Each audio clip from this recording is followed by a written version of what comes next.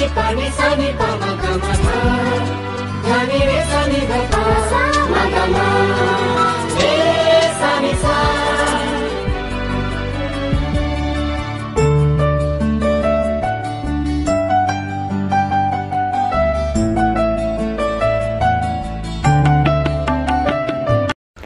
नमस्कार श्रोता बंधु, आमर YouTube channel AWGP audio book रे स्वागत। आजिर विषय है सत्संकल्प सूत्र नंबर 18। आमे बदलिले जुग बदलिब, आमे सुधुरिले जुग सुधुरिब। यही तथ्य उपरे आमर पूर्ण विश्वास रही। जुग निर्माण योजनार श्री गणेश आमे निजे निज ठारू करिबा उचित। वर्तमान नारकीय परिस्थिति गुड़ी को भावी सुख शांतिमय स्वर्गीय वातावरण रे बदलाइबा पाई चिंतन ही एकमात्र सही केन्द्रबिंदु, जार आधार रे व्यक्तिर दिशा, प्रतिभा, क्रिया, स्थिति और प्रगति पूर्णतः निर्भर करे। चिंतनर उत्कृष्टता तथा निकृष्टता आधार रे व्यक्ति देवता बा असुर होइथाए। स्वर्ग और नरकर सृजन पूर्णतः मनुष्यर निज हाथ रे थाए। निजर भाग्य एवं भविष्यतर निर्माण प्रत्येक निजे ही करिथांती। उत्थान एवं पतनर चाबी चिंतनर दिग को मने करा जाए। आमे निजर परिस्थिति को जदि उत्कृष्ट स्तर करने को चाहूचे तेबे सेतिपाई एक अनिवार्य शर्त हेउची जे निज चिंतनर धारा को निकृष्टता दिगरे प्रवाहित हेबारु रोकी उत्कृष्टता दिगरे मोड़ी देवा। फलरे आम स्तर, स्वरूप और परिस्थिति को परिवर्तन करिबारे आमे समर्थ होई परिबा। चिंतन निकृष्ट स्तरर हेब एवं आमे महानता लाभ करिबा एहा असंभव कथा। संकीर्ण और स्वार्थी लोके अनीति द्वारा किछि पैसा हुए तो एकत्र करिनियंती, किंतु सही विभूति से माने सर्वदा वंचित रहती, जहाँ व्यक्तित्व को प्रखर एवं परिस्थिति को सुख शांति भरा संतोषजनक करिपारे। समाज व्यक्ति मानकर समूहर नाम। व्यक्ति जेपरि हेब समाज सही परि होई जिवो। लोक माने जेपरि हेबे सही परि समाज और राष्ट्र हेबो। दीन दुर्बल स्तरर जनता केबे समर्थ और सुस्थ राष्ट्र निर्माण करि पारिबे नाही। धर्म, शासन, व्यवसाय, उद्योग, चिकित्सा, शिक्षा, शिल्प, कला आदि समस्त क्षेत्र रे नेतृत्व समाजर लोक माने करंती। आज जनमानसर स्तर निम्न स्तर होई जाइछि। तेणु उच्च उत्तम समर्थ और सजीव व्यक्ति नेतृत्व नेवा पाई केउठारु मिलिबे। व्यक्ति और समाजर समग्र प्रगति पाई चिंतनर सुस्थ दिग एवं उत्कृष्ट दृष्टिकोण रहिबा अनिवार्य तथा आवश्यक। एहार पूरण आज करा जाऊ बा आज ठारू 1000 वर्ष पर करा जाऊ। प्रगतिर प्रभाव सही दिन देखिबाकू मिलिबो जेउ दिन एहा उत्तम रूपे अनुभव करा जिवो जे दुर्दशारू मुक्ति पाइबा पाई दुर्बुद्धि परित्याग आवश्यक।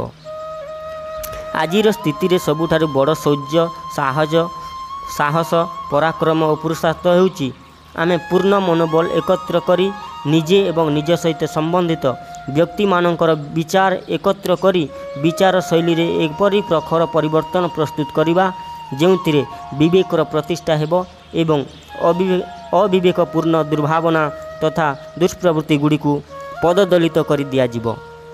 मूढ़ता और दुष्टता प्रति व्यामोह आमको असहाय और भीरु करी देछि।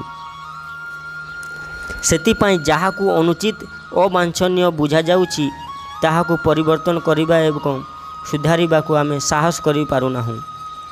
सत्य को ग्रहण करिबा एवं असत्य को त्याग करिबा साहस आमर नाही।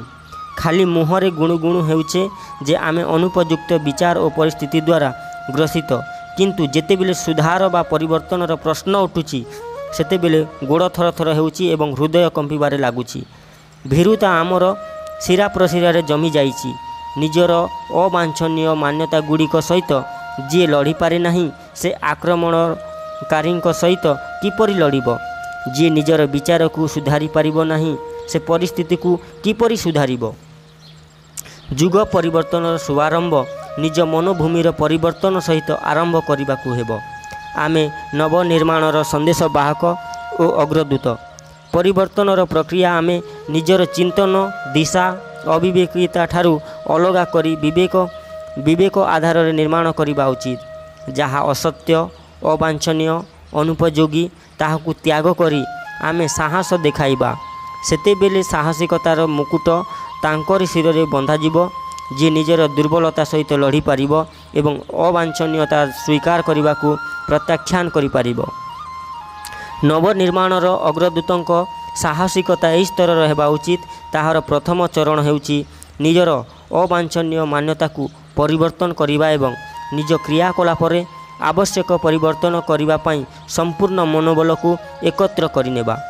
ଅନ୍ୟର ନିନ୍ଦା ସ୍ତୁତି ନ କରି ବିରୋଧ ସମର୍ଥନକୁ ଚିନ୍ତା ନ କରି ନିର୍ଦ୍ଦିଷ୍ଟ ପଥରେ ଏକାକୀ ଚାଲିବା ଉଚିତ।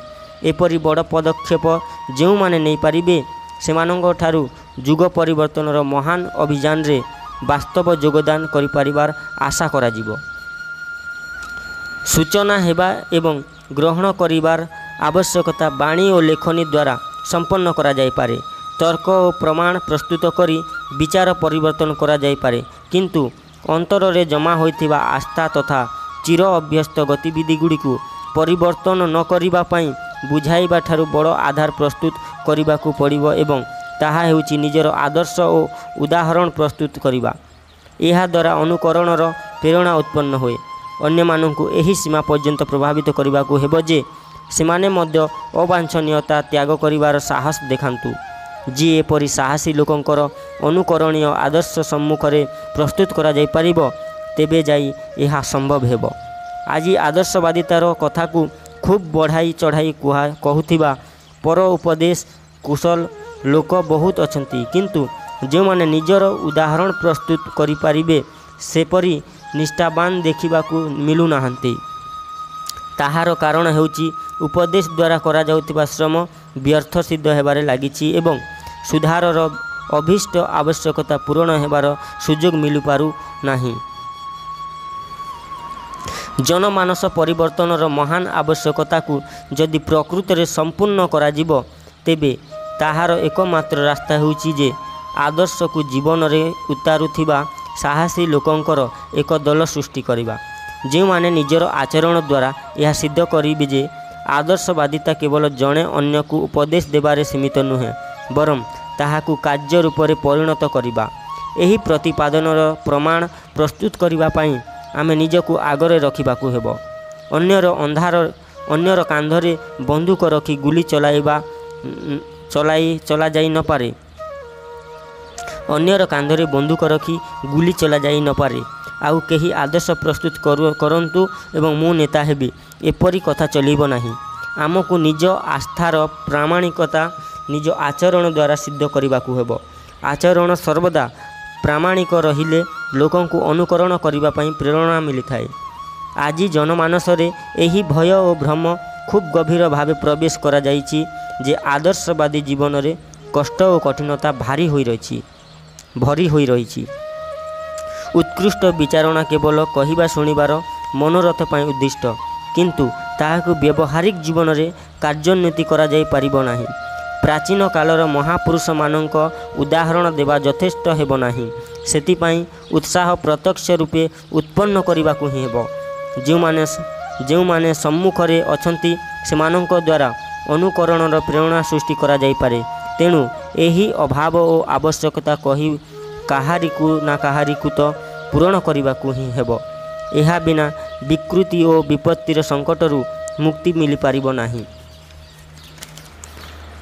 ଏହି ଆବଶ୍ୟକତା ଆମକୁ ହିଁ ପୂରଣ କରିବାକୁ ହେବ। ଅନ୍ୟ ଲୋକମାନେ ଏହି ଅଭିଯାନର ପଛକୁ ହଟି ଯାଉଛନ୍ତି।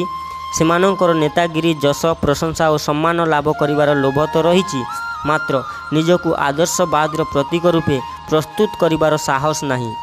ଆଜିର ଅଗଣିତ ତଥାକଥିତ ଲୋକସେବୀ ଅବାଞ୍ଛନୀୟ ଲୋକମାନ୍ୟତାର ଅନୁଗାମୀ ହୋଇଛନ୍ତି। ଧାର୍ମିକ କ୍ଷେତ୍ରରେ ଅଧିକାଂଶ ନେତା ସନ୍ଥ ମହନ୍ତ ଜନତାର ରୂଢ଼ି, ମୂଢ଼ତା ଓ ଅନ୍ଧ ପରମ୍ପରାକୁ ପୋଷଣ କରି ସେଗୁଡ଼ିକର ଅବାଞ୍ଛନୀୟତାକୁ ବୁଝି ମଧ୍ୟ ତାହା ହିଁ କରୁଛନ୍ତି।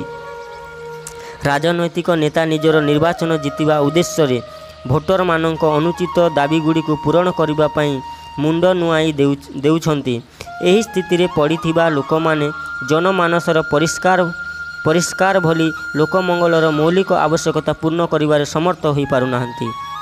ଏହି ପ୍ରୟୋଜନର ପୂର୍ତ୍ତି ସେମାନେ କରିବେ ଯେଉଁମାନଙ୍କଠାରେ ଲୋକରଞ୍ଜନ ଅପେକ୍ଷା ଲୋକମଙ୍ଗଳ ପାଇଁ ଅଗ୍ରସର ହେବାର, ନିନ୍ଦା ଅପଯଶ ଓ ବିରୋଧ ସହିବାର ସାହସ ଥିବ।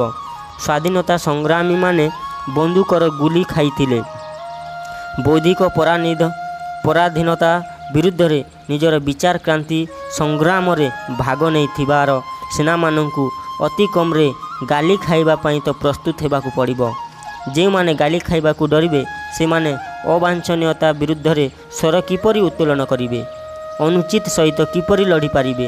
ତେଣୁ ଯୁଗ ପରିବର୍ତ୍ତନର ମହାନ ଅଭିଯାନକୁ ଆଗକୁ ନେବାର ଆବଶ୍ୟକ ସର୍ତ୍ତ ହେଉଛି ଯେ ଏହି କ୍ଷେତ୍ରକୁ କେହି ଯଶ ଓ ସମ୍ମାନ ପାଇବା ପାଇଁ ଆସନ୍ତୁ ନାହିଁ, ବରଂ ବିରୋଧ, ନିନ୍ଦା ଓ ତିରସ୍କାର ପାଇବାର ସାହସ ନେଇ ଆସନ୍ତୁ। ନବନିର୍ମାଣର ସୁଧାରାତ୍ମକ ଅଭିଯାନକୁ ଗତିଶୀଳ କରିବାରେ ମିଳୁଥିବା ବିରୋଧ ଓ ତିରସ୍କାରକୁ ସହିବା ପାଇଁ ଆଗକୁ କିଏ ଆସିବ? ସେଥିପାଇଁ ପ୍ରଚଣ୍ଡ ମନୋବଳ ଓ ସାହସର ଆବଶ୍ୟକତା ରହିଛି। ଏହାକୁ ଏକ ଦୁର୍ଭାଗ୍ୟ ବୋଲି କୁହାଯିବ ଯେ ମୂର୍ଦ୍ଧନ୍ୟ ସ୍ତରର ଲୋକେ ବି ସାହସହୀନ ଅପଙ୍ଗଙ୍କ ପରି ଦେଖାଯାଉଛନ୍ତି ଏବଂ ଶୌର୍ଯ୍ୟ ପରାକ୍ରମର ରାସ୍ତାରେ ଆସୁଥିବା କଠିନତା ଗୁଡ଼ିକୁ ଡରି ଆଗକୁ ବଢ଼ିବାର ସାହସ କରିପାରୁନାହାନ୍ତି। ଆଜି ପ୍ରକୃତ ଆଧ୍ୟାତ୍ମକୁ କଳ୍ପନା ଲୋକକୁ ଓହ୍ଲାଇ ଆଣି ବ୍ୟବହାରିକ ଜୀବନରେ ପ୍ରୟୋଗ କରିବା ନିତାନ୍ତ ଆବଶ୍ୟକ। ଏହା ବିନା ଆମେ ଆତ୍ମିକ ପ୍ରଗତି କରିପାରିବା ନାହିଁ, ନିଜର ଅନୁକରଣୀୟ ଆଦର୍ଶ ଉପସ୍ଥିତ କରିପାରିବା ନାହିଁ ଏବଂ ଯଦି ଏହା କରାଯାଇପାରିବ ନାହିଁ ତେବେ ସମାଜର ନବନିର୍ମାଣ, ଧରିତ୍ରୀରେ ସ୍ୱର୍ଗର ଅବତରଣ ପ୍ରୟୋଜନ ପୂରଣ ହୋଇପାରିବ ନାହିଁ। ଆମେ ସମସ୍ତ ସାହସ ଏକାଠି କରି ନିଜର ବାସନା, ତୃଷ୍ଣା, ସଂକୀର୍ଣ୍ଣତା ଓ ସ୍ୱାର୍ଥପରତା ସହିତ ଲଢ଼ିବାର ଆବଶ୍ୟକତା ରହିଛି। ଏହି ଭବବନ୍ଧନକୁ କାଟନ୍ତୁ ଏବଂ ଜୀବନକୁ ଏପରି ପ୍ରକାଶବାନ କରନ୍ତୁ ଯାହାର ଅଭାବରେ ବର୍ତ୍ତମାନ ଯୁଗର ସମସ୍ତ ଅନ୍ଧକାର ତିରୋହିତ ହୋଇ ପାରିବ ଏବଂ ଉଜ୍ଜ୍ୱଳ ଭବିଷ୍ୟତର ସମ୍ଭାବନା ଆଲୋକିତ ହୋଇ ଉଠିବ। ଦିନେ ଆଚାର୍ଯ୍ୟ ରାମାନୁଜନ ଉପଦେଶ ଦେଉଥିଲେ, ଭଗବାନ ପ୍ରତ୍ୟେକ ପ୍ରାଣୀ ମଧ୍ୟରେ ବିଦ୍ୟମାନ, ସମସ୍ତଙ୍କ ମଧ୍ୟରେ ନିଜ ଭଳି ଆତ୍ମା ଦେଖିବା ଉଚିତ। ଜଣେ ଚଣ୍ଡାଳ ମଧ୍ୟ ଉପଦେଶ ଶୁଣୁଥିଲା। ଯେତେବେଳେ ପ୍ରବଚନ ଶେଷ ହେଲା ସେ ଆଚାର୍ଯ୍ୟଙ୍କ ପାଦ ଛୁଇଁବାକୁ ଗଲା। ଆଚାର୍ଯ୍ୟ ତାକୁ ଦେଖିଲେ ଏବଂ କ୍ରୋଧିତ ହୋଇ ଗାଳି ଦେଲେ, ମୋତେ କ'ଣ ଛୁଇଁବୁ? ଚଣ୍ଡାଳ ପଛକୁ ଘୁଞ୍ଚି ଯାଇ କହିଲା, ମହାରାଜ ତେବେ ଆପଣ କୁହନ୍ତୁ ତ ମୋ ଭଗବାନଙ୍କୁ ମୁଁ କେଉଁଠାକୁ ନେଇବି? ଆଚାର୍ଯ୍ୟ ଆଖି ଖୋଲିଗଲା। ଚଣ୍ଡାଳକୁ ଆଲିଙ୍ଗନ କରି ସେ କହିଲେ, ବାବା କ୍ଷମା କରିଦିଅ, ଆଜି ତୁମେ ମୋର ଆଖି ଖୋଲିଦେଲ। ଧନ୍ୟବାଦ।